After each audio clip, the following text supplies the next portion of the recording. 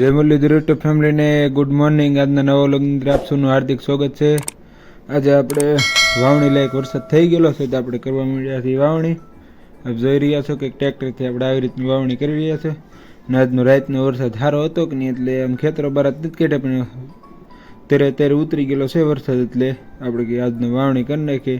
અને પછી પાછો વરસાદ આવી ગયેલો હતો, હપ્તે વરસાદ આવતો હતો કે નહીં, એમાં ઓલા ટાયરની માથે ગારાના લોંદા છોડતા હતા, પીઠ થઈ જતો છું.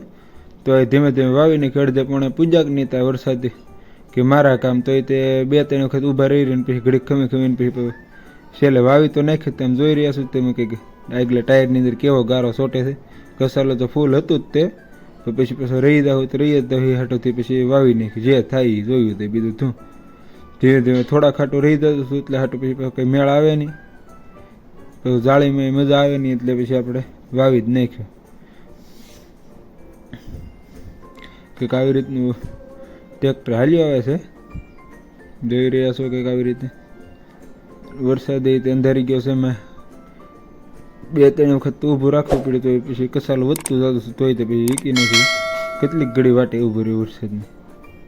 જોઈ રહ્યા છો કે કાવાના અમારે કાનભાઈ ઠેઠથી ઠેઠ સુધી ખરપીઓ વાહ રાખીને ઊભા રહ્યા. 2 ખેતર હોય ને 2નું ત્યાં સુધી વાંધો ના આવ્યો, એટલે ધીમે ધીમે કાઢી નાખ્યું. ઉપલા ભાગમાં જઈને તો બહુ કસારું થઈ ગયું હતું, પણ શરૂ વરસાદની અંદર પછી વાવી નાખ્યું. ઉભરે મેળ આવે એમ હતો નહીં. કંઈક આવી રીતનું વવાય છે. આપણે 20 નંબર મગફળી વાવેલી છે, અને ભીના દાણા થઈ ગયા થક ને, એટલે ઉપર લોટર પકડતું નહોતું ને લોંદો થઈ જતો, થોડીક વણણી ઠપ કરવી પડતી હતી.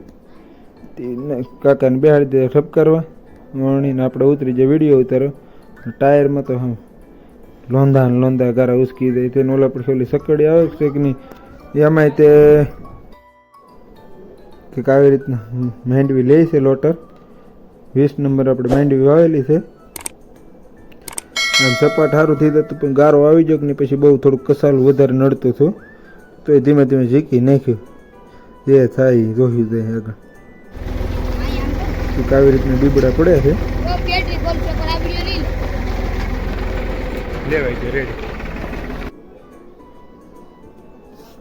લોટર કંઈક આવી રીતનું બીબડા લે છે, અને આપણે 2 પટ ભેળવેલ હતા મૂંડાને.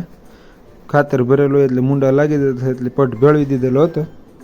માપસર ભેળવેલ હતો, બહુ ખાસ તેવો નહોતો ભેળવેલો.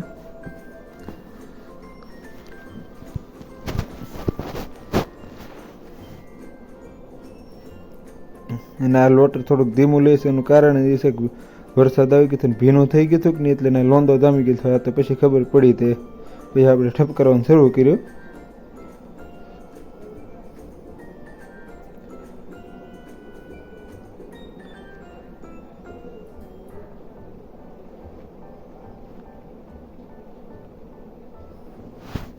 અમારા કાનભાઈને વાહ હાલવાનો શોખ બહુ હતો, તે ઠેઠથી ઠેઠ સુધી એને ઘટે ને એવી રીતના માથે ખરપીઓ રાખીને બેહી રહ્યો.